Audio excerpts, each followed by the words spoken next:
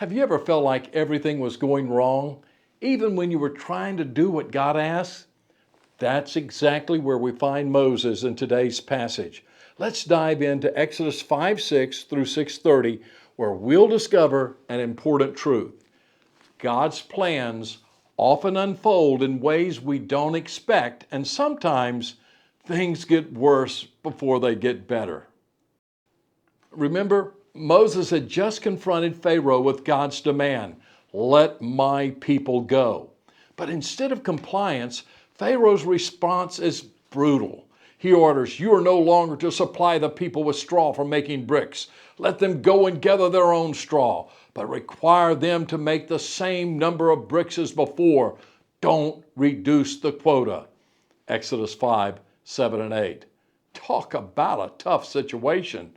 The Israelites' workload has just doubled, and they're not happy about it. They turn to Moses saying, "May the Lord look on you and judge you. You have made us obnoxious to Pharaoh and his officials and have put a sword in their hand to kill us." Exodus 5:21. I can almost hear Moses thinking, "Here we go again." Remember, he had fled Egypt years before after a failed attempt to help his people. Now it seems like history is repeating itself. God is teaching him a great lesson. The darkness may grow darker before the dawn breaks. This isn't just a truth for Moses, it's a universal truth for all times. I saw that exact same thing take place in Romania during the days of communism. Christians were persecuted. Many lost their jobs. Some were even thrown into prison. But a pastor called them to pray for revival. They prayed, but the days became darker. They prayed for 15 years, and the situation continually grew worse. The pastor was even removed from the country. Even though communists could get rid of the pastor, they couldn't stop the faithful prayers of God's people. After 15 years, God intervened in a mighty sweeping revival. The darkness turned to light in one divine moment. Maybe you've been discouraged because you stepped out in faith but encountered unexpected obstacles and criticism.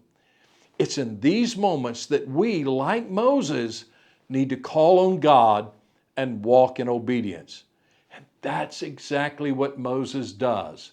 He goes to God and pours out his heart. "Why, Lord? Why have you brought this trouble on this people? Is this why you sent me? Ever since I went to Pharaoh to speak in your name, he's brought trouble on this people, and you've not rescued your people at all." Exodus 5:22 and 23. I love how honest Moses is with God. He doesn't pretend everything's fine. He expresses his frustration and confusion, and God responds, not with rebuke, but with reassurance. God reminds Moses of who he is and what he's promised. "I am the Lord. I appeared to Abraham, to Isaac, and to Jacob as God Almighty, but my name, the Lord, I did not make fully known to them. I also established my covenant with them to give them the land of Canaan where they resided as foreigners. Moreover, I have heard the groaning of the Israelites, whom the Egyptians are enslaving, and I have remembered my covenant." Exodus 6:2 through 5. God then gives Moses a message for the Israelites full of powerful promises. "I will bring you out from the yoke of the Egyptians. I will free you from being slaves to them, and I will redeem you with an outstretched arm and with mighty acts of judgment. I will take you as my own people, and I will be your God." Exodus 6:6 through 7. This is more than just a rescue mission. God is reaffirming his desire to have a relationship with his people, echoing his original intent in creation. He wants a family of people who know him, who love him, and walk with him. But here's where it gets tough again. Moses delivers this message, but the Israelites are too discouraged to listen.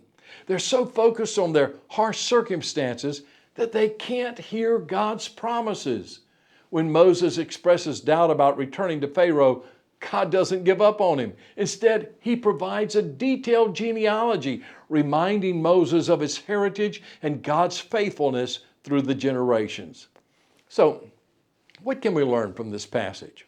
First, obedience to God doesn't guarantee immediate success. Sometimes things might even get worse before they get better. Two, it's okay to be honest with God about our frustrations and doubts. He can handle our questions and complaints. Three, when we're discouraged, we need to focus on who God is and what He's promised, and not just on our circumstances. And four, God's plans are bigger than our immediate situation. He's working towards a greater purpose even when we can't see it. Even when we struggle with doubt, if we maintain a heart of obedience, God will still use us.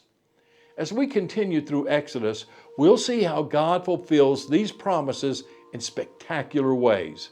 But for now, He's asking Moses and us to trust Him even when things look bleak.